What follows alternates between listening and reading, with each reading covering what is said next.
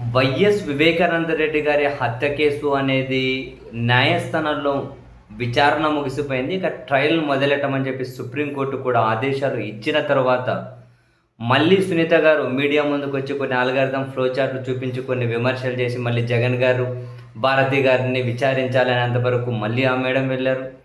తన మీడియా సమావేశానికి సమాధానంగా కడప ఎంపీ వైఎస్ అవినాష్ రెడ్డి గారు వచ్చి మరికొన్ని ఆమె మాట్లాడిన దాంట్లో కొన్ని లోపాలను ఎత్తి చూపుతూ ఆయన మీడియా సమావేశం నిర్వహించారు.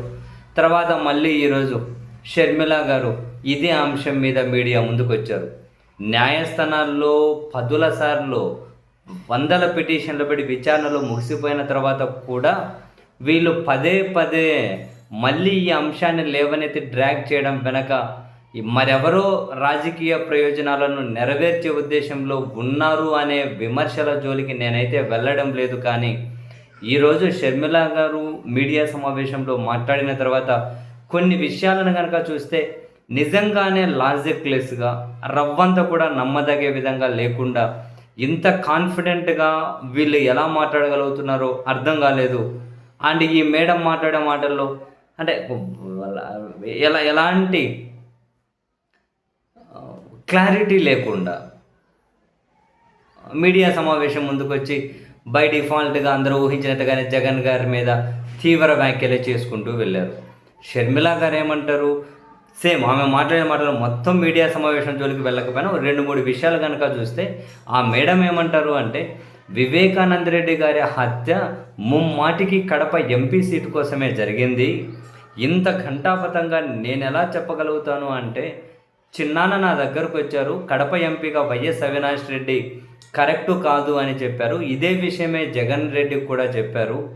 కానీ జగన్మోహన్ రెడ్డి గారు వినకుండా Kadapa MP ticket YS Avinash రెడ్డికే ఇచ్చారు.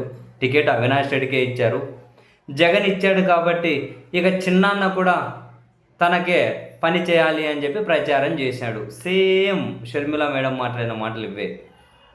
వివేకానంద రెడ్డి గారు వ్యతిరేకించారట, అయినా కూడా జగన్మోహన్ రెడ్డి గారి టికెట్ అవినాష్ రెడ్డికే ఇచ్చారట.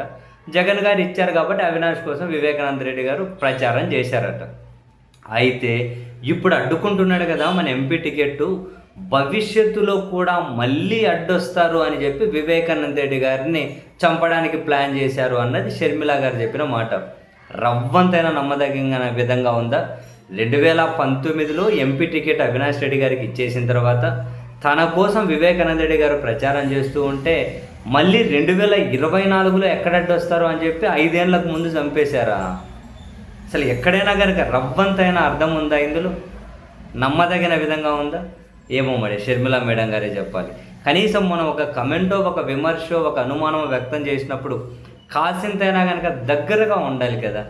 ఇది జస్ట్ కళ్ళు మూసుకొని ఆలోచించండి. 2024లో ఎంపీ టికెట్ పోటీ వస్తారని 2019లో చంపేస్తారా? కాదు.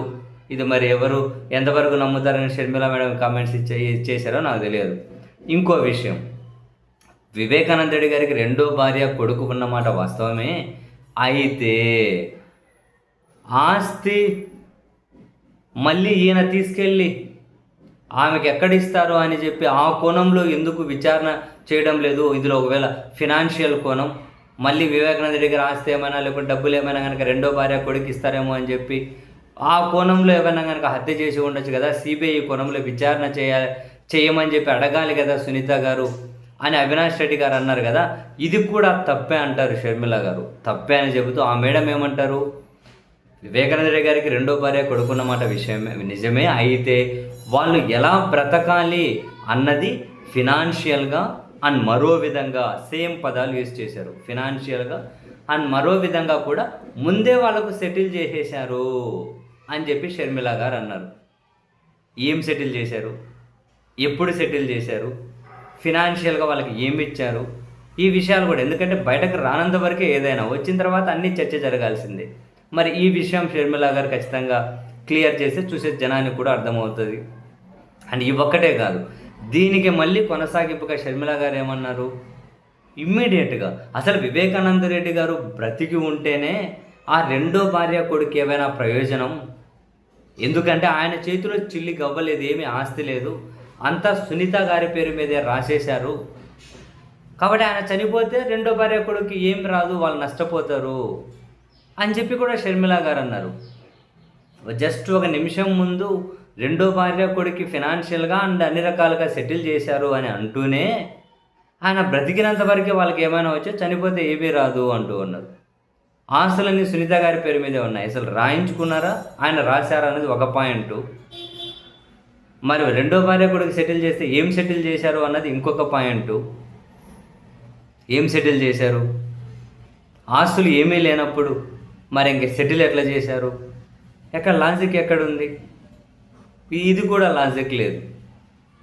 బేసిక్ అంటే షర్మిల మేడం మాట్లాడినవే, మనం ఇక్కడ ఏమీ ఎవరి మీద అలిగేషన్ వేయట్లేదు, మరెవరిని పాయింట్అవుట్ చేయడం లేదు. అంటే తాను మాట్లాడిన దాంట్లోనే అసలు లాజిక్ ఒక మాటకి మరో మాటకి ముందు వెనక మాటలు కూడా లాజిక్ లేకుండా పోతూ ఉంది. అని ఇంకొక మాట అన్నారు, సునీత గారు చంద్రబాబు గారితో ఒకట కుమ్మక్కయ్యారు, టైఅప్ అయ్యారు అని చెప్పి అంటూ ఉన్నారు. జగన్ గారు వాళ్ళ సైతాన్ బ్యాచ్, సేమ్ పదాలు అన్నారు, వాళ్ళ సైతాన్ బ్యాచ్. ఎందుకు సునీత గారు చంద్రబాబు గారి దగ్గరికి వెళ్ళారు? సిబిఐ విచారణకి ఏమని చెప్పి జగన్ గారిని అడిగితే వెయ్యలేదు. నువ్వు వేసి ఉంటే చంద్రబాబు గారి దగ్గరికి పోరు కదా. ఆ తర్వాత హైకోర్టులో పిటిషన్, చంద్రబాబు గారి దగ్గరికి వెళ్ళడం, హైకోర్టుల తర్వాత పిటిషన్ వేయడం, ఆ తర్వాత హైకోర్టు సిబిఐ విచారణకు ఆదేశాలు ఇచ్చుకుంటూ తీర్పు చెప్పడం జరిగింది కదా అని. ఇక్కడ మనం గుర్తుపెట్టుకోవాల్సింది 2020 మార్చిలో ఏమో సిబిఐ విచారణకు హైకోర్టు ఆదేశాలు ఇచ్చింది. అయితే చంద్రబాబు నాయుడు గారి దగ్గరికి వెళ్ళడానికి సిబిఐ విచారణకు ఆదేశాలు రావడానికి సంబంధం ఏంటి?